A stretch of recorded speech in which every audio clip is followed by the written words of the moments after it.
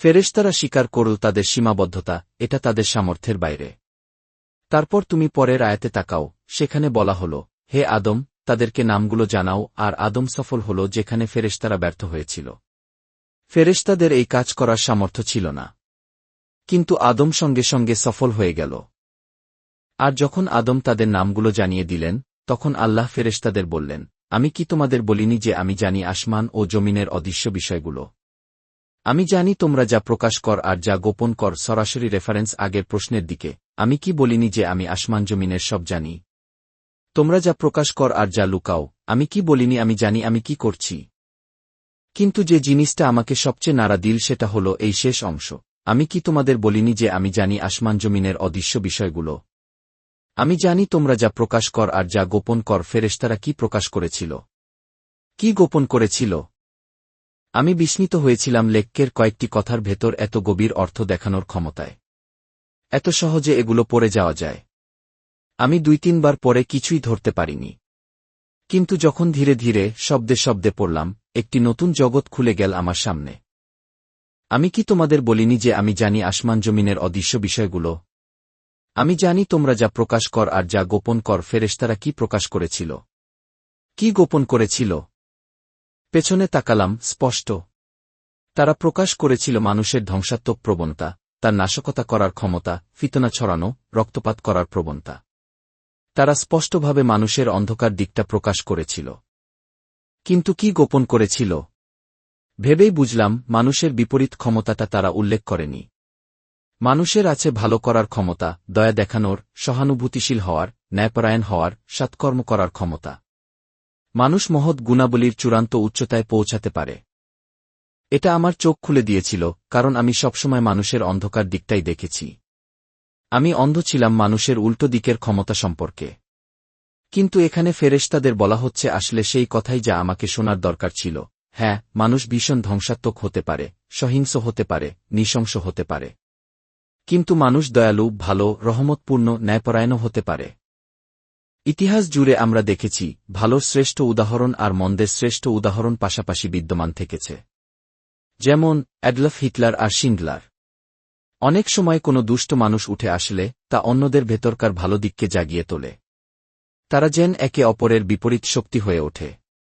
কখনো কখনো এই দুই চরম উদাহরণ একই যুগে, একই দেশে, একই শহরে, এমনকি একই পরিবারে পর্যন্ত থাকে। তারপর পরের আয়াতে বলা হল, আমি ফেরেশতাদের বললাম, আদমকে সিজদা করো, আর তারা সিজদা করল। কিন্তু ইবলিস করল না। সে অহংকার করল এবং অবিশ্বাসীদের অন্তর্ভুক্ত হয়ে গেল। এই আয়াত পড়ার পর আমার আর কোনো সন্দেহ থাকল না, লেখক আসলেই বোঝাতে চেয়েছেন যে মানুষের মেধা তাকে ফেরেশতাদের চেয়ে শ্রেষ্ঠ করেছে।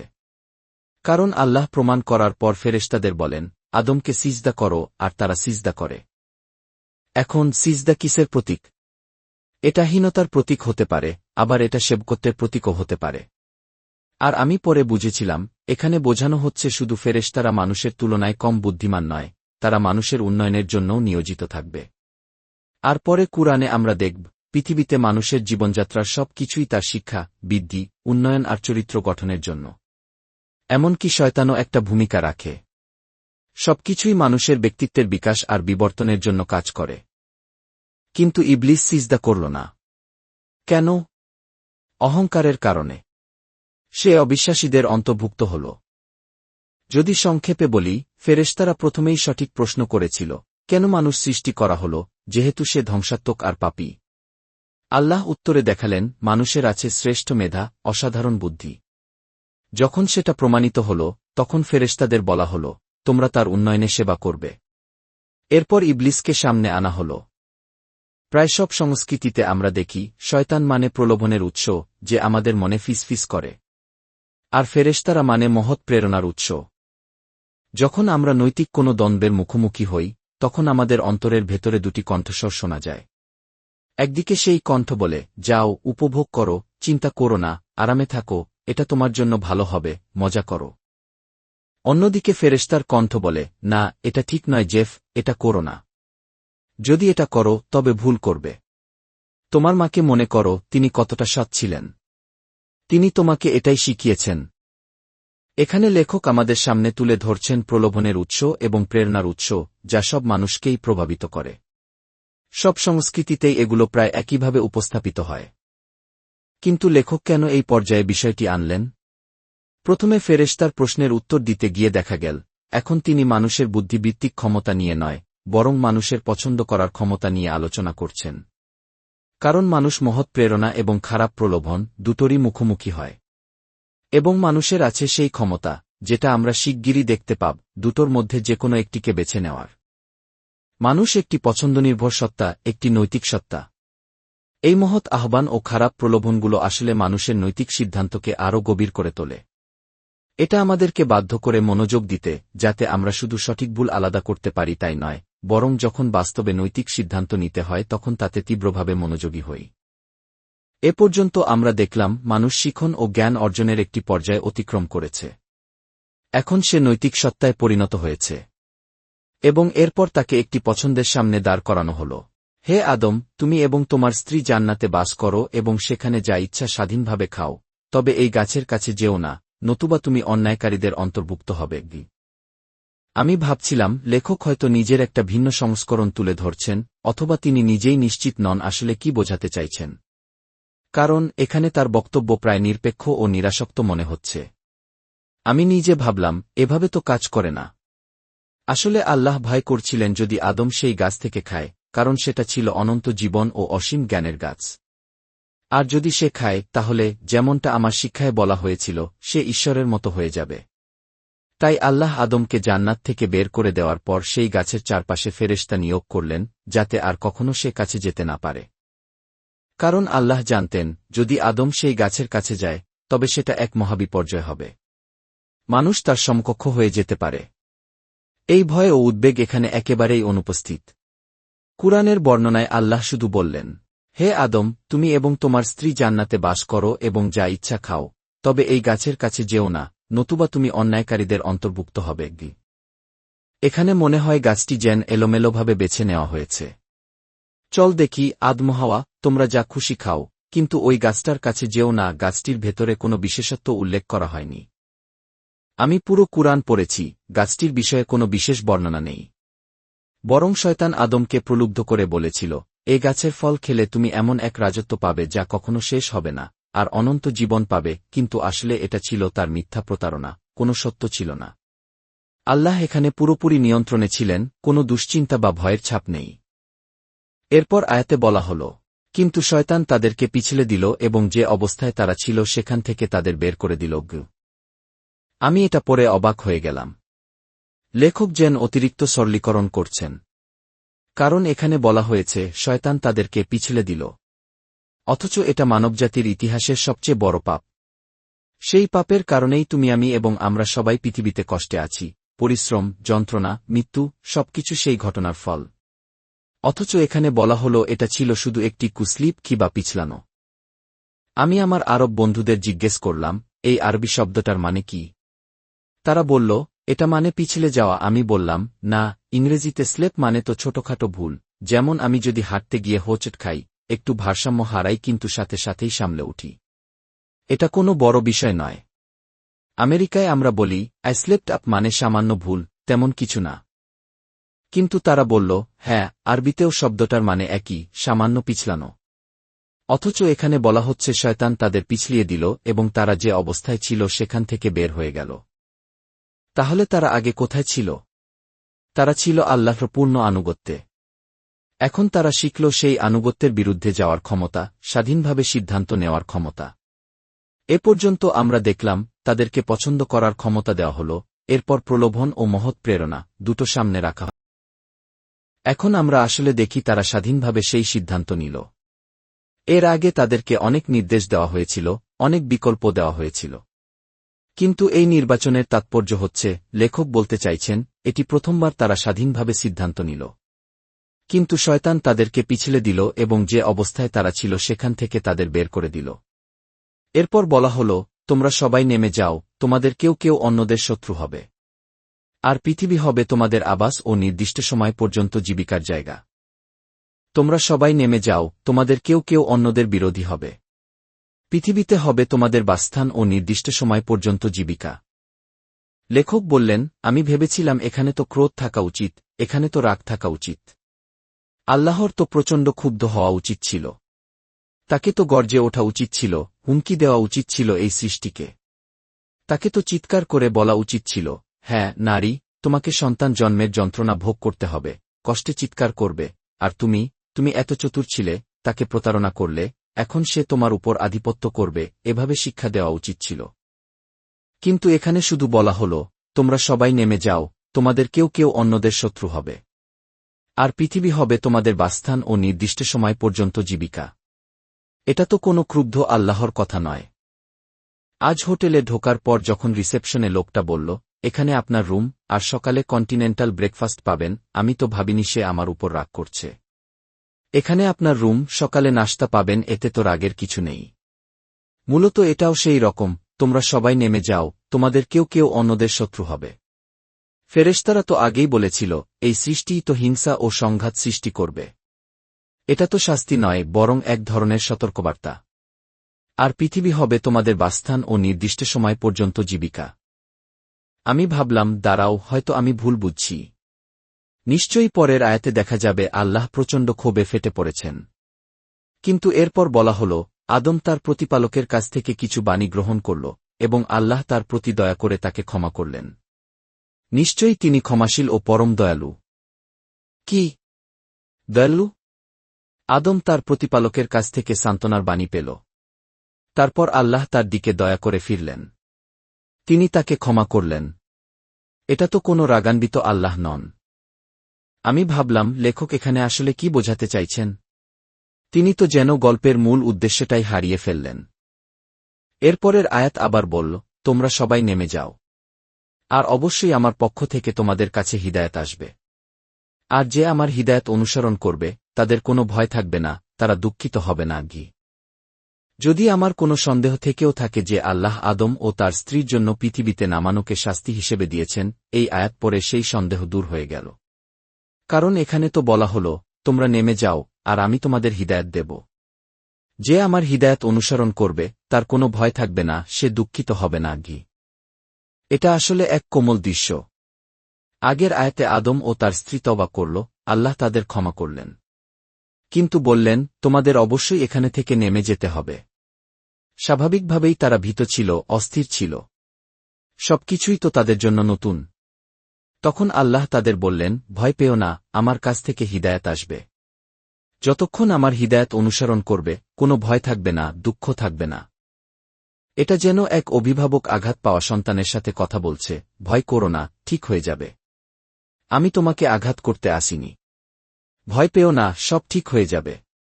আমার দিকনির্দেশনা মেনে চললেই হবে, আর কিছু ভয় করার দরকার নেই। শেষ আয়াত হঠাৎ অতীতকাল ব্যবহার করে। এর আগে পর্যন্ত মানবজাতির শুরু নিয়ে কথা হচ্ছিল। এবার হঠাৎ মানব ইতিহাসের শেষ প্রান্তে চলে গেল, কিয়ামতের দিনের দিকে। সেখানে বলা হল, আর যারা আমাদের নিদর্শন অস্বীকার করল, মিথ্যা বলল, তারাই জাহান্নামের সঙ্গী। তারা সেখানে স্থায়ী হবে। খেয়াল করো, আলাদা এক দৃশ্যে চলে গেল। আদম ও হাওয়াকে তো এটা সরাসরি বলা হল না। কারণ তারা অনেক কষ্টের মধ্যে দিয়ে গেছে। এখানে বরং পাঠকের উদ্দেশ্যে বলা হচ্ছে, ইতিহাসের শেষে যারা আল্লাহর নিদর্শন অস্বীকার করবে, তারা আগুনের সাথী হয়ে যাবে। আগুনের সাথী, এ শব্দগুচ্ছটা অদ্ভুত। মানুষ কি আগুনের সাথে বন্ধুত্ব করে? মানুষ কি নিজের ধ্বংসকে আলিঙ্গন করে? তারা কি কষ্টকে আঁকড়ে ধরে?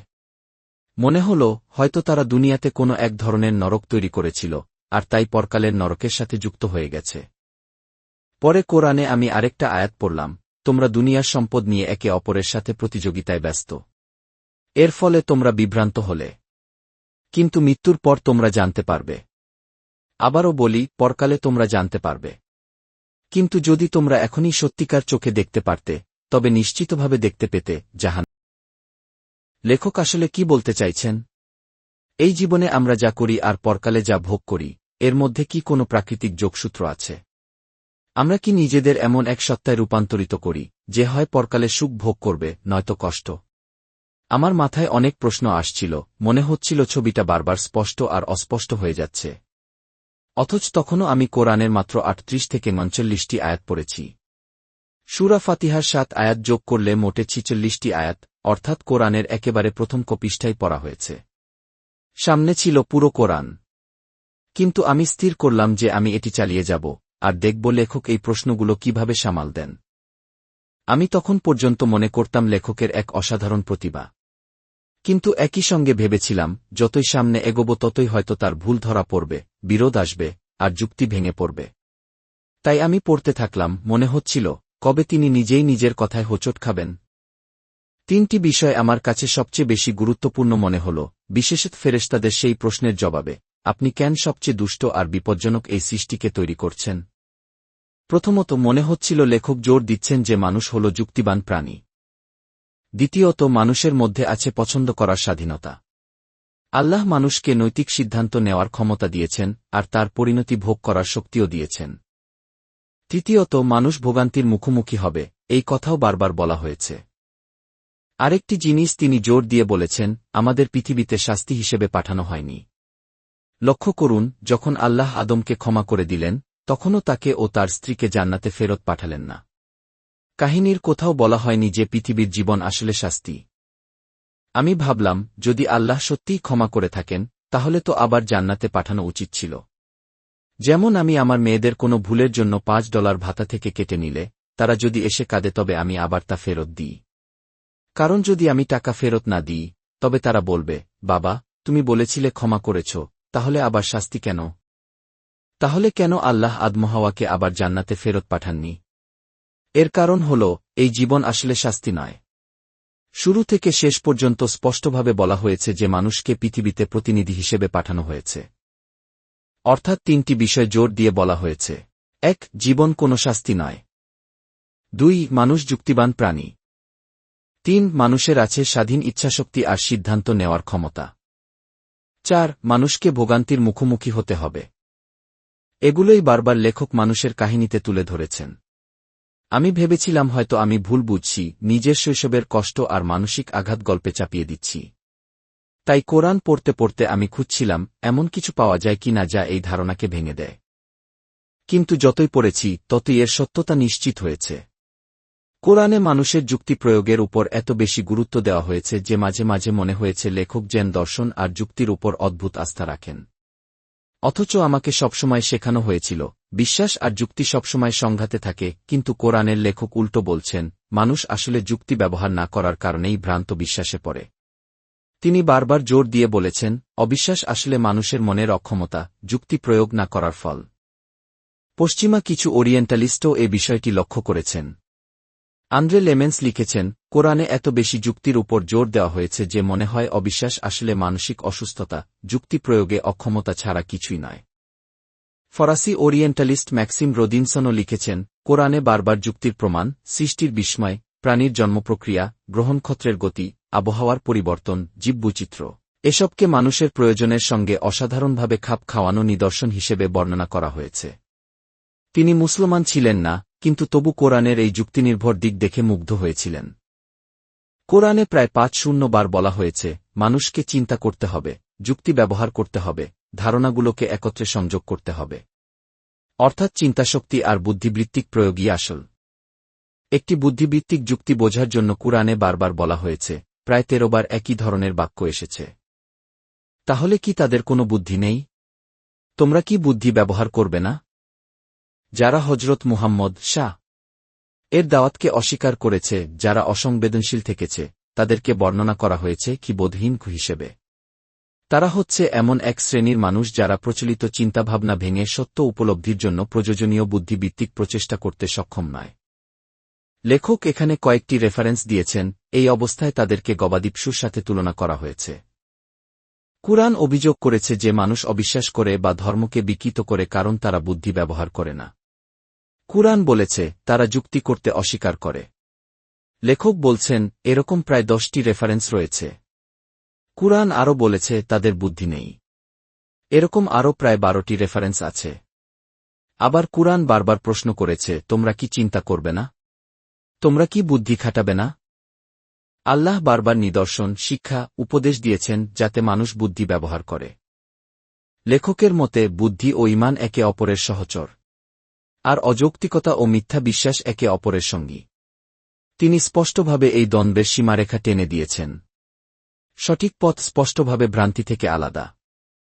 তিনি বলেছেন, যারা কুরআন থেকে সর্বাধিক উপকৃত হয় তারা হল অন্তর্দৃষ্টিসম্পন্ন মানুষ, যারা জ্ঞানে প্রতিষ্ঠিত, যুক্তি ব্যবহার করে এবং প্রমাণের উপর দাঁড়ায়। আর যারা ওয়াহির বিরোধিতা করে তারা হল বিভ্রান্ত, স্পষ্ট ভ্রান্তিতে পতিত, অজ্ঞ, বোকা, অচিন্তাশীল, অনুমান নির্ভর এবং অন্ধভাবে প্রথা আঁকড়ে ধরে। একটি প্রায় সক্রেটিসীয় ভঙ্গিতে কুরআন পাঠককে বারবার প্রশ্ন করে, তোমাদের কি ধারণা? তোমরা কি এ বিষয়ে ভেবেছ? তোমরা কি চিন্তা করো না? বার্তাটি পরিষ্কার, সত্যিকারের ঈমানে পরিচালিত হতে হলে উত্তরাধিকার সূত্রে পাওয়া ধারণা থেকে মুক্ত হতে হবে এবং বিশ্বাসগুলোকে যুক্তিসঙ্গতভাবে পরীক্ষা করতে হবে। এটাই লেখকের স্পষ্ট অবস্থান। কিন্তু বক্তা মনে করেছেন এটি এক প্রকার ঝুঁকিপূর্ণ জায়গা। কারণ অতিরিক্ত যুক্তির উপর নির্ভর করলে মানুষ নিজেই ফেঁসে যেতে পারে এবং এমন একটি কাঠামো তৈরি করবে যা নিজের দাবির চাপ সহ্য করতে পারবে না। তারপর বক্তা জানতে চান, লেখক কি মানুষের পছন্দের স্বাধীনতা নিয়েও জোর দিয়েছেন? মানুষ যে একটি নির্বাচনক্ষম সত্তা এবং এই বিষয়টি পৃথিবীতে তাদের বিকাশে বড় ভূমিকা রাখে, এ বিষয়ে কি জোর দেওয়া হয়েছে? উত্তর হল হ্যাঁ। কুরআনে এসেছে, ধর্মে কোনো জবরদস্তি নেই। সত্যপথ ভ্রান্তি থেকে স্পষ্ট। আরেক আয়াতে এসেছে, আল্লাহ ইচ্ছা করলে অবশ্যই তোমাদের সবাইকে হেদায়েত দিতেন। বক্তা বলেন, এই আয়াতগুলো পড়লে তার প্রশ্ন হতো, তাহলে কেন তিনি আমাদের সবাইকে একসাথে পথ প্রদর্শন করলেন না? কেন তিনি আমাদের এমন করলেন যে আমরা ভুল পথও বেছে নিতে পারি? কুরআনে বলা হয়েছে আমরা চাইলে প্রতিটি প্রাণকে সঠিক পথে পরিচালিত করতে পারতাম, কিন্তু আল্লাহ তা করেননি। বরং তিনি আমাদের নির্বাচন করতে দিয়েছেন, ভুল করতে দিয়েছেন, ভুল থেকে শিক্ষা নিতে দিয়েছেন। কুরআন জোর দিয়ে বলছে মানুষ যাতে ভুল থেকে শিক্ষা নেয়। এজন্যই কুরআনে এতবার পরীক্ষা এর কথা এসেছে। বারবার বলা হয়েছে, আমরা তোমাদের পরীক্ষা করব। এটি যেন একজন অধ্যাপক তার ছাত্রদের বলছেন, তোমরা ভুল করবে, কিন্তু আশা করি তোমরা তা থেকে শিক্ষা নেবে। কুরআনে এসেছে, আল্লাহর পক্ষ থেকে আলোকপ্রাপ্তি এসেছে। যে দেখে সে নিজের উপকারে দেখে, আর যে অন্ধ হয় সে নিজের ক্ষতির জন্য অন্ধ হয়। আবার বলা হয়েছে, যে সঠিক পথে চলে তা তার নিজের কল্যাণের জন্য, আর যে বিপথে যায় তা তার নিজের ক্ষতির জন্য। নবীকে বলা হয়েছে, তুমি কেবল সতর্ককারী, সিদ্ধান্ত নেওয়া তাদের ব্যাপার। কুরআন স্পষ্টভাবে বলছে এটি তোমার নিজস্ব পছন্দ। আল্লাহ তোমাকে জোর করে কোনো সিদ্ধান্তে বাধ্য করবেন না। এরপর বক্তা বলেন, লেখক দুঃখ কষ্ট নিয়ে কি বলেছেন? কুরআন বলছে, আমরা অবশ্যই তোমাদের পরীক্ষা করব ভয়, ক্ষুধা, সম্পদহানি, জীবনহানি ও শ্রমফলের ক্ষতি দিয়ে। কিন্তু ধৈর্যশীলদের সুসংবাদ দাও। আবার বলা হয়েছে, তোমরা কি মনে করো যে পূর্ববর্তীদের মতো কষ্ট না ভোগ করেই তোমরা জান্নাতে প্রবেশ করবে? যারা নবীর সাথে ছিলেন তারাও দুঃখে কাতর হয়ে বলেছিলেন, আল্লাহর সাহায্য কবে আসবে? তখন উত্তর এসেছিল, আল্লাহর সাহায্য নিকটবর্তী। কুরআন বলছে, তোমরা অবশ্যই পরীক্ষা ভোগ করবে সম্পদে, প্রাণে। প্রত্যেক প্রাণ মৃত্যুর স্বাদ গ্রহণ করবে। আমরা তোমাদের পরীক্ষা করব কখনো দুঃখ দিয়ে, কখনো সুখ দিয়ে। এর মানে কি? আর কুরআনের আরেক আয়াতে বলা হয়েছে, তোমরা সবাই শেষ পর্যন্ত আল্লাহর কাছেই ফিরে যাবে। হে মানুষ, নিশ্চয়ই তোমরা কঠিন পরিশ্রম করতে করতে তোমার প্রভুর দিকে যাচ্ছ এবং অবশেষে তার সাথেই সাক্ষাৎ হবে। কিভাবে মানুষ আল্লাহর দিকে পরিশ্রম করে এগো? কষ্ট আর দুঃখ কি আমাদের আল্লাহর কাছাকাছি নিয়ে যায়? আমি জানতাম না। আমি খুব রাগান্বিত হয়েছিলাম। মনে হচ্ছিল কুরআনটাকে ছুঁড়ে ফেলে দিই। কারণ এখানে বলা হয়েছে আমি মানুষকে দুঃখ কষ্টের মুখোমুখি হওয়ার জন্যই সৃষ্টি করেছি। মানে তুমি আমাদের কষ্টের জন্য সৃষ্টি করেছ? আমাদের দুঃখভোগ করার জন্য সৃষ্টি করেছ? তারপর আমি অন্যভাবে ভাবতে শুরু করলাম। আমরা কি আসলে এমন এক সৃষ্টি যাদেরকে দুঃখকষ্ট মোকাবেলার জন্য তৈরি করা হয়েছে? আমরা কি এমন এক প্রাণী যারা সংগ্রামের মধ্যেই বিকশিত হয়, বেড়ে ওঠে? যখন এভাবে ভাবলাম তখন মনে হল, হ্যাঁ, সেটাই সত্য। মানুষ আসলেই অন্য যে কোনো প্রাণীর চেয়ে বেশি উপযুক্ত কষ্ট সহ্য করার জন্য। আর সেই কষ্টই আমাদের উন্নতি, অগ্রগতি ও বুদ্ধিবৃত্তিক বিকাশের পথ তৈরি করে। কিন্তু তখনও প্রশ্ন রইল, এই কষ্টই বা কিভাবে আমাদের আল্লাহর কাছাকাছি নিয়ে যাবে? এর সাথে আখিরাতের সম্পর্ক কি? কুরআনে বলা হয়েছে, সে কি মনে করে কেউ তার উপর ক্ষমতা রাখে না? সে বলে, আমি অনেক সম্পদ নষ্ট করেছি। সে কি মনে করে কেউ তাকে দেখে না? অর্থাৎ মানুষ ভাবে সে এখানে একা আছে, কোনো উদ্দেশ্য ছাড়া, কোনো জবাবদিহিতা ছাড়া। আল্লাহ বলেন, আমরা কি তাকে 2 চোখ দিইনি, একটি জিহ্বা ও 2টি ঠোঁট দিইনি, এবং তাকে 2টি সুস্পষ্ট পথ দেখাইনি? এই 2টি সুস্পষ্ট পথ কি? আল্লাহ বলছেন, আমি তো তোমাকে চোখ দিয়েছি দেখার জন্য,